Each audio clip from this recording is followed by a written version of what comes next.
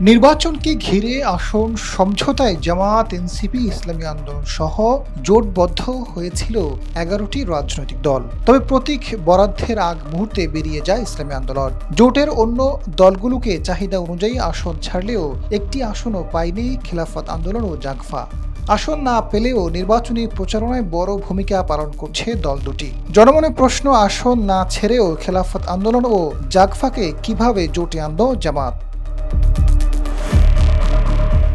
আসন না পেয়ে খেলাফত আন্দোলনের ভেতরে অসন্তোষের কথা শোনা গেলেও জাগফার মুখপাত্র সিনিয়র সভাপতি রাশেদ প্রধানের কোনো অভিমান নেই, কোনো ভবিষ্যৎ প্রতিশ্রুতিও নেই। খেলাফত আন্দোলন ৮টি এবং জাগফা একটি আসনে প্রার্থিতা দিলেও প্রতিটিতেই ১০ দলীয় ঐক্যের অন্য দলগুলোর প্রার্থী রয়েছে।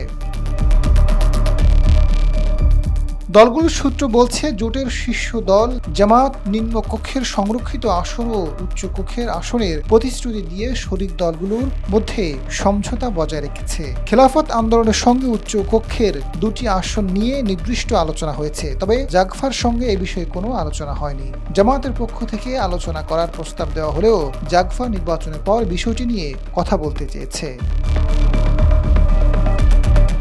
খেলাফত আন্দোলনের সাংগঠনিক সম্পাদক সুলতান মহিউদ্দিন জানান, তারা ৮টি আসনে নির্বাচন করলেও সেগুলো সমঝোতার ভিত্তিতে উন্মুক্ত আছে। তৃণমূলের কিছু অসন্তোষ থাকলেও জামায়াত উচ্চ কক্ষে দুটি আসন নিশ্চয়তা দিয়েছে। আমির নিম্নকক্ষে নির্বাচন করলেও জামায়াত তাকে সহ আরেকজনকে উচ্চ কক্ষে মনোনীত করবে, যে কারণেই তারা জোট ছাড়েননি।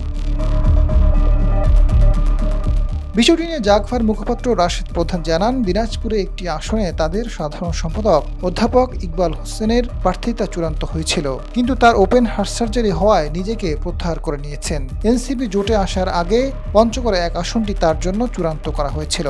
এনসিপি আসার পর সেখানে সার্জিস আলমকে জায়গা দিতে হয়েছে। এরপর পঞ্চগড় ২ আসনের কথা বলা হলেও সেখানে জামায়াতের প্রার্থী ১ বছর ধরে মাঠ গুছিয়ে রেখেছেন। সে বাস্তবতায় সেখান থেকেও সরে দাঁড়িয়েছেন তিনি।